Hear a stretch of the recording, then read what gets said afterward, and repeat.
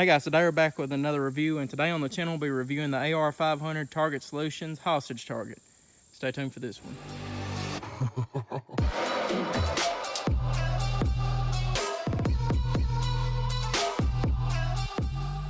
Alright guys, we're back. Once again today we're going to be reviewing the AR500TargetSolutions.com hostage target. You can look them up on the internet. This is a 3/8 inch steel hostage target. As you can see, you've got the full man. This is a 12 by 20 inch with a hostage swinging plate. We'll start out with pretty much a assembly, how you'd assemble the thing. The hardest part to me was the actual the stand. I like how it comes with a stand. It does not come with a 2x4 though, so remember that. You can get that at your local hardware for little or nothing. But you have two of them that have to go into this end part right here, and two of them have to go into the first part. As you can see, this right here was in the end part, first part. Switch over here, end part, first part.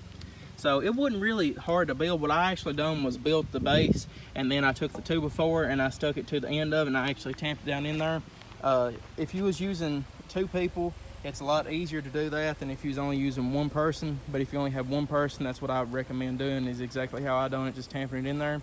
I only have one hand on me, and that was pretty much me, so I actually didn't get to film that part. But it was not really that hard. It was just a little bit time consuming to first figure out how it goes in there and get them all placed. After you get it built, set it on a flat surface, and then take your 2x4, stick it down in there and tamp it. It also has places for if you wanted to put screws in it. As you can see, if you want to make it a little bit more sturdy, which I'm telling you this right now, is it's pretty sturdy right now, so I don't really think that you would need to have to put screws in there, but you could if you want to. Next part, after you have the base and the 2x4 set up in it, you put this top part over this. It also has places for screws. You don't have to put them in it, but I did on this one just to make it a little bit more sturdy. So it wasn't that hard. It's just like a cap, just cap it over. I think I had to tamp it a little bit, not much though. We'll show it right here also.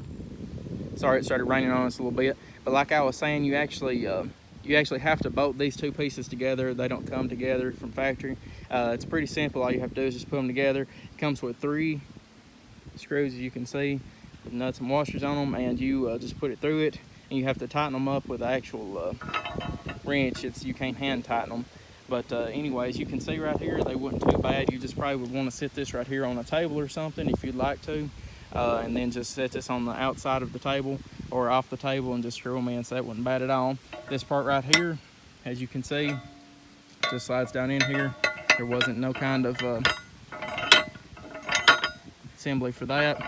And then you would take this, and where it has this bolt right here, the center bolt, as you can see, you put it over this with it loose, and then you take it and just tighten it up on top of it. Once again, I'm sorry I couldn't actually video myself putting it on. Like I said at the time, I only had one hand on me, so and I had to put it together myself. So I hope that right there helps a little bit. But as you can see also, it's slanted downwards, so whenever it hits, most of the bullets, or most of the bullets and everything hits, it will hit the ground. It won't come back at you. We actually haven't had no ricochets with this one over here, to my greatest knowledge right now. I think first time whenever we built it, there was some that go straight up in the air, but they don't never come back towards me. But this right here is 100% the more safer way to do it, with it slanted downwards, because most time whenever it hits, it's hitting at an angle and it will go straight into the ground.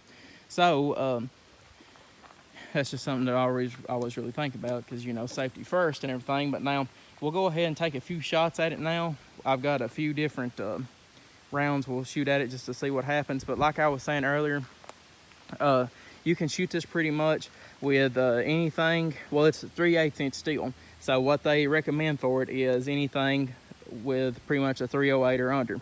So 308, 7.62 times 39, 223 5.56, or any kind of pistol cartridge, pretty much a 45, 10 millimeter, 44 Magnum. They didn't really ever say anything about heavy pistol cartridges such as a 500 or a 50 AE, but if you'll take a 308, I'm sure it would take a 50 AE or a 500 Magnum. Like I said, it's pretty thick steel. I don't think there's going to be anything go through it that I know of. but maybe a 500 might dent it a little bit. If I ever get another 500, we'll do a few tests on it. But right now, let's shoot a little bit of 9mm at it. So stay tuned. All right, guys, we're back. Let's take a few shots with some 9mm at it. This is a Glock 34 Gen 5. See what happens.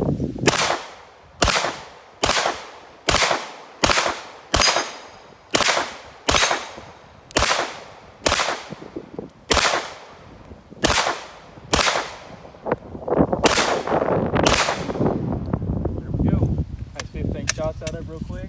As you can see, the body target didn't move much at all. Let's step her back a few feet and see what an AR-15 do to it. All right, guys, we're back. Once again, we're going to be shooting the Colt AR-15 6720 with 5.56 full metal jacket. Let's see what it does to it.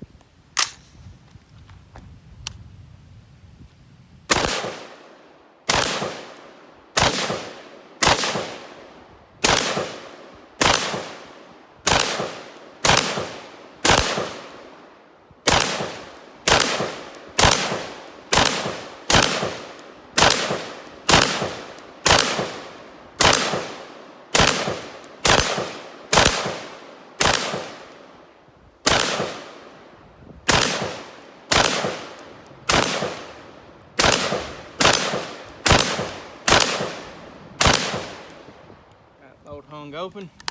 We're empty. Let's go ahead and step up here and see what we're doing. I believe we rattled it pretty good. We'll check and see. Right there's about 50 yards with it. Go ahead and step on up here a little bit. So as I was saying earlier, it should be pretty safe with that 223. As you can see right here was probably some of them. Right here's a 223. If we was hitting it a little bit direct on, see it was dented a little bit, but now as you can see, nothing went through it, nothing penetrated it, just a few dents here and there. But now with them 9mm, it didn't even leave nothing. So kind of keep that into consideration. As you can see here, we hit it once with this, with a 9mm. Hit once right here, just nothing, just a little bit of bruising on it, no kind of dent. The only major dent that I've seen right now is right here. It's not too bad. It's just a little, you can see my finger at the end of it goes in it, but see that's you know, it didn't really destroy the target or anything like that, but now it's just really something to think about. But now like I showed you earlier, it's not supposed to actually you know, be penetrating it or anything like that. But guys, this here is about the end of the review. I highly recommend this target. It's going to be now a channel favorite pretty much now. So you're going to be seeing it from here on out for every single review that we make from the future on. So guys, if you'd like to support their channel, because they did send me this for free to review, so support them if you'd like to, because they did support me.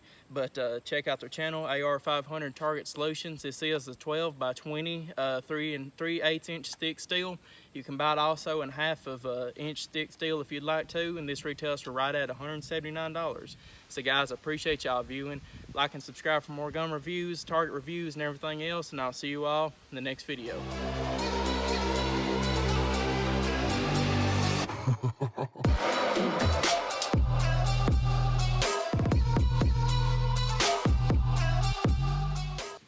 Stormy weather here, the cameraman says. I'm a stand-in cameraman. I'm not the original one, but I just want you guys to see why these storms roll in here in Kentucky. See you later.